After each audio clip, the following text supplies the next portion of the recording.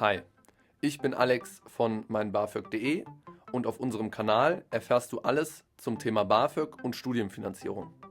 In diesem Video erkläre ich dir, was überhaupt Bedarfssätze sind und wie hoch diese sind und welches Einkommen Einfluss auf dein BAföG hat.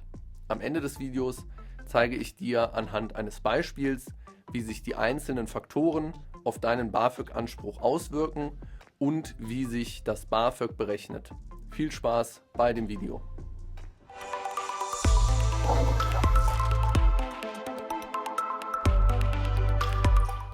Zunächst einmal vorweg, bei der Erstellung dieses Videos gilt die 27. BAföG-Reform, die 2022 in Kraft getreten ist.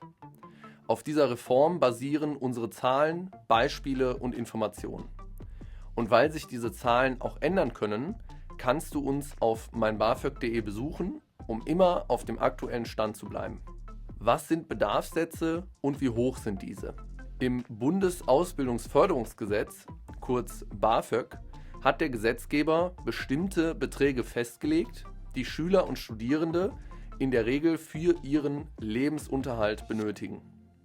Diese Beträge werden Bedarfssätze genannt und sollen deine Ausgaben für Lebensmittel, Kleidung, Lehrbücher und Fahrtkosten abdecken. Diese pauschalen Beträge wurden festgelegt, weil es zu kompliziert wäre, den Bedarf eines jeden Einzelnen zu berechnen. Je nach Ausbildungsstätte, Wohnsituation und Versicherungsstatus können die Bedarfssätze unterschiedlich sein. In dieser Tabelle siehst du, welche Bedarfssätze für die einzelnen Ausbildungsstätten gelten. Wenn dir das jetzt zu schnell geht, kannst du einfach kurz auf Pause drücken. An dieser Stelle eine kurze Bitte an euch. Viele von euch schauen unsere Videos, haben aber unseren Kanal leider noch nicht abonniert. Holt das gerne einmal nach und aktiviert die Glocke, so seid ihr immer auf dem aktuellen Stand, was die Themen BAföG und Studienfinanzierung angeht. Wie wird das BAföG berechnet? Da wir jetzt wissen, was Bedarfssätze sind und für wen welche Bedarfssätze gelten, wollen wir uns einmal anschauen, wie das BAföG genau berechnet wird. Um deinen BAföG-Anspruch zu berechnen, braucht das BAföG-Amt mehrere Informationen, zum Beispiel die Art deiner Ausbildung, deine Wohnsituation, deinen Versichertenstatus, ob du verheiratet bist oder nicht und ob du Kinder bzw. Geschwister hast. Zuerst wird der für dich passende Bedarfssatz ausgewählt und davon anrechenbares Einkommen von dir, deinen Eltern und wenn du verheiratet bist, deinem Ehemann oder deiner Ehefrau bzw. von deinem Lebenspartner und dein Vermögen abgezogen. Das Ergebnis ist dann der Betrag, den du als BAföG-Förderung erhältst. Welches Einkommen wird auf das BAföG angerechnet? Das BAföG-Amt muss für die Berechnung wissen, wie viel du im Bewilligungszeitraum verdienen wirst und wie viel Einkommen deine Eltern bzw. auch dein Partner vor 2 Jahren hatten. Wenn deine Eltern oder dein Partner nach dem BAföG genug verdienen, geht das BAföG-Amt nämlich davon aus, dass sie dich auch finanziell unterstützen können. Das bedeutet dann, dass du weniger BAföG bekommst. Für deine Eltern, deinen Partner, Kinder und Geschwister gewährt das BAföG-Amt aber auch pauschale Freibeträge von deinem Einkommen. Um das Ganze vielleicht etwas besser zu verstehen, schauen wir uns dazu doch einmal ein Beispiel an. Hier noch einmal der Hinweis, dass sich die Zahlen auf die 27. BAföG-Reform beziehen und sich jederzeit ändern können. Jonas ist verheiratet und ist Vater einer Tochter. Er hat ein Auto, das einen Zeitwert von 18.600 € hat und ein Sparbuch mit 1.800 € Guthaben drauf.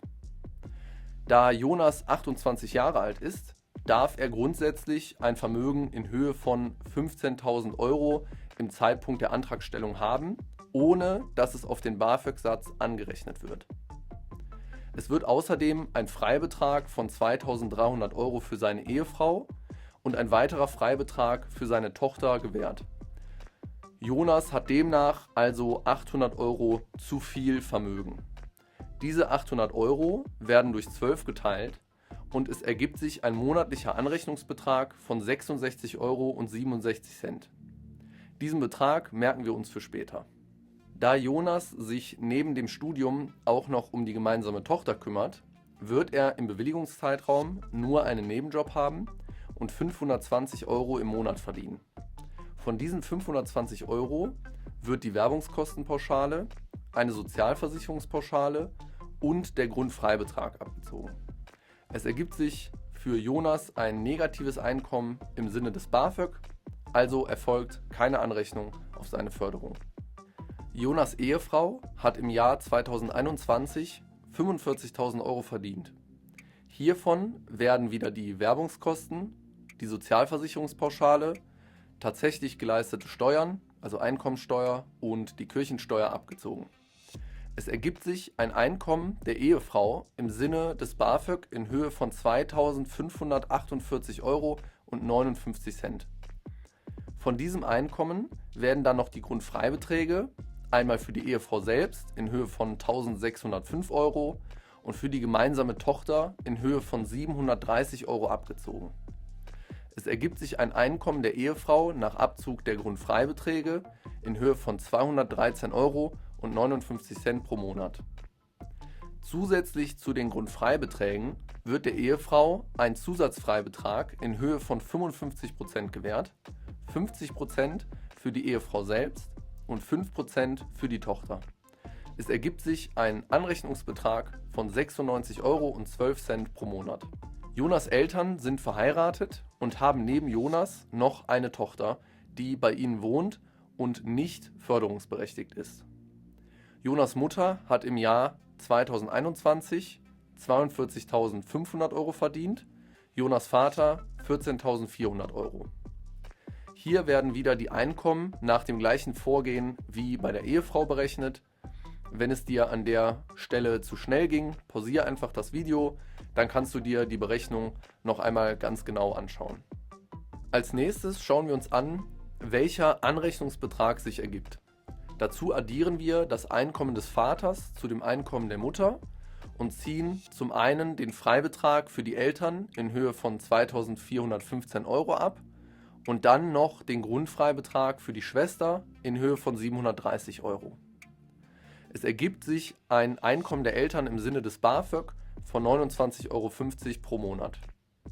Auf dieses Einkommen wird jetzt noch ein Zusatzfreibetrag von 55% gewährt, wieder 50% für die Eltern und dann noch zusätzliche 5% für die Schwester von Jonas. Es ergibt sich ein Anrechnungsbetrag vom Einkommen der Eltern in Höhe von 13,28 € pro Monat. Das waren jetzt ganz schön viele Zahlen und Berechnungen, doch wie viel BAföG bekommt Jonas denn jetzt? Wir haben gesehen, dass Jonas als Student einen Grundbedarf in Höhe von 452 € im Monat hat. Da er nicht bei seinen Eltern wohnt, kommen weitere 360 € im Monat dazu. Zusätzlich erhält er noch einen Kinderbetreuungszuschlag in Höhe von 160 € im Monat. Da er nicht über die Familienversicherung seiner Eltern krankenversichert und selbst pflegeversichert ist, erhält er auch diese Zuschläge zu den Versicherungen in Höhe von insgesamt 122 € im Monat. Somit kommen wir insgesamt auf einen Gesamtbedarf in Höhe von 1.094 €. Davon abzuziehen sind jetzt die eben ausgerechneten Anrechnungsbeträge. Einmal der Anrechnungsbetrag vom Einkommen der Ehefrau in Höhe von 96,12 € im Monat und dann der Anrechnungsbetrag vom Elterneinkommen in Höhe von 13,27 € und dann auch noch der Anrechnungsbetrag von Jonas' Vermögen in Höhe von 66,67 €. Insgesamt erhält Jonas also einen Förderungsbetrag in Höhe von 917,94 €, aufgerundet also 918 € im Monat. Die eine Hälfte wird ihm als Zuschuss und die andere Hälfte als zinsloses Darlehen gewährt.